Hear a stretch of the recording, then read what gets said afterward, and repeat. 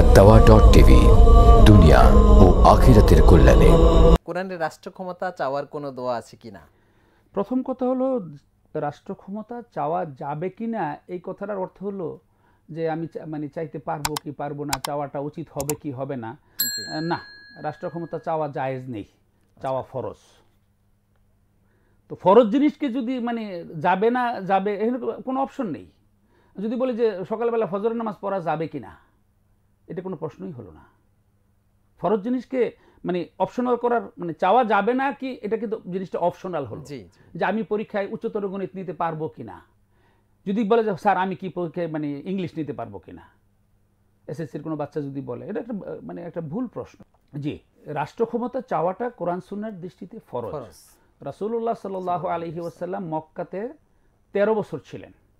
13 বছরের শেষ পর্যায়ে এসে যখন দেখা গেল যে তিনি যে দাওয়াতি কাজ যে করছেন তার ডাকে মানুষ বেশি একটা সাড়া দিচ্ছে না, তিনি হেরা গুহায় চলে গেলেন, ধ্যান করতে থাকলেন। এখন কি করা যায়? তখন আল্লাহ তাআলা তাকে একটা টিপস দিলেন যে তুমি আল্লাহর কাছে দোয়া করো, ফাতাহাজ্জাদ বিহি নাফিলাতাল লাক আসা আন ইয়াবআসাকা রাব্বুকা মাকামান মাহমুদা। তাহাজ্জুদ পড়ে পড়ে দোয়া করো। তারপরে বললেন ওয়াকুল রব্বি আদখিলনি মুদখালা সিদকিন ওয়া আখরিজনি মুখরাজা সিদক ওয়াজআল লি মিন লাদুনকা সুলতানান নাসীরা। হে আল্লাহ, আমাকে এইরকম প্রতিকূল একটা পরিবেশে আমি আছি, এখানে আমি তোমার দিনের আল্লাহ রাসূলকে আল্লাহ যে দোয়াটা শিখালেন যে রব্বি আদখিলনি মুদখালা সিদকিন ওয়া আখরিজনি মুখরাজা সিদক।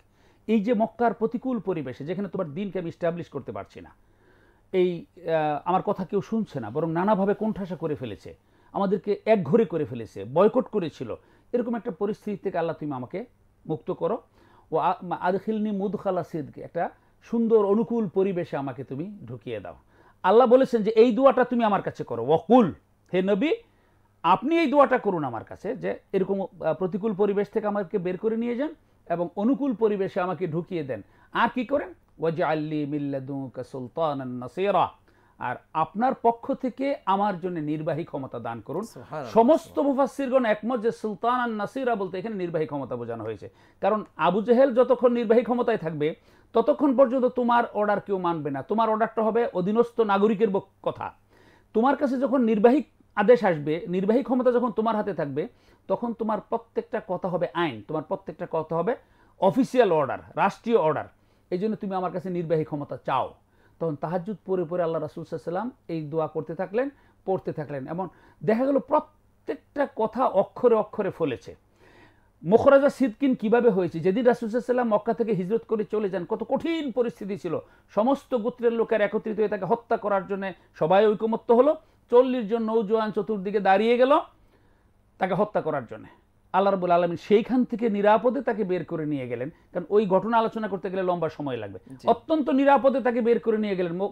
মুখরাজা সিদ কিভাবে হলেন? যে নিরাপদে বের করে নিয়ে গেলেন, যেখানে আপন চাচা, আপন ফুফা, আপন খালু, নিজের ভাই বেরাদর, নিজের গোষ্ঠী জ্ঞাতি আত্মীয় স্বজন, তারা তাকে গ্রহণ করে না, তাকে হত্যা করার ষড়যন্ত্র করেছে, তাকে কোণঠাসা করে রেখেছে। অথচ সেই অচেনা অপরিচিত একটা জায়গায় ইয়াসরিব, তদানীন্ত ইয়াসরিব, সেখানে যখন তিনি গেলেন সবাই শুভেচ্ছা স্বাগতম বলে তাকে বুকে টেনে নিল, আহলান ওয়া সাহলান ওয়া মারহাবা বলল। তলা আল বাদরু আলাইনা মিন সানিয়াতিল বিদা ওয়াজাবা শুকরু আলাইনা মাদা লিল্লাহি দাই, এরকম গান গেয়ে গেয়ে তাদেরকে ছন্দে ছন্দে তাকে মানে স্বাগত জানালেন, বরণ করলেন। তাহলে দোয়ার দ্বিতীয় অংশটাও কিন্তু এখানে কার্যকর হলো। তৃতীয় হলো অল্প ওইখানে যাওয়ার কিছুদিনের মধ্যে আল্লাহ তাআলা ছোট্ট পরিসরে তাকে একটা নির্বাহী ক্ষমতা দান করলেন। তিনি সেই রাষ্ট্র এবং রাষ্ট্রের তিনি প্রধান, নির্বাহী প্রধান, এখন তার প্রত্যেকটা কথা আইন। তারপর এই রাষ্ট্রকে মিটিয়ে দেওয়ার জন্য আবার তারা ওইখান থেকে নানাবিধ ষড়যন্ত্র করছে। বদরে এসেছে হামলা করতে, উহুদে এসেছে হামলা করতে, তারপরে খন্দক এসেছে হামলা করতে, নানাভাবে চেষ্টা করেছে। কিন্তু আল্লাহ রাব্বুল আলামিন এই নির্বাহী ক্ষমতা যখন তার হাতে চলে আসলো, তখন কিন্তু আল্লাহ তাআলা একের পর এক বিজয় তাকে দেওয়া শুরু করলেন। নির্বাহী ক্ষমতা ছাড়া কিন্তু হয়নি। ঠিক আরেকটা উল্টো ঘটনা ঘটেছে কখন? মক্কা বিজয় যখন হলো, এই কাবা ঘরেই কিন্তু রাসূল সাল্লাল্লাহু আলাইহি ওয়াসাল্লাম 13টা বছর সেজদা দিয়েছেন 360টা মূর্তি সামনে নিয়ে। ভিতরে তার কষ্ট ছিল, এটা কি করে, কিন্তু তিনি তো সরাতে পারেন না, তার অর্ডারে তো কেউ সরবে না। কিন্তু মক্কা বিজয় করে যখন তিনি ঢুকলেন, তখন সুলতান আর নাসিরা তার হাতে, নির্বাহী ক্ষমতা তার হাতে। এবার কিন্তু তার একটা সেজদা দেওয়ার তার জন্য আল্লাহ অনুমোদন দেয় নেই। ওইখানে গিয়ে বলেছেন যে ফাইন আলী, আলী কোথায়? ফাইন খালেদ, খালেদ কোথায়? হ্যাঁ আসি, যাও এই কাবাঘরের ভিতরে যত মূর্তিগুলো আছে এগুলো সব নিয়ে মরুভূমিতে একেবারে শেষ করে দিয়ে আসো, শিরক মুক্ত করে। এবার তিনি সেজদা দিয়েছেন, কেন?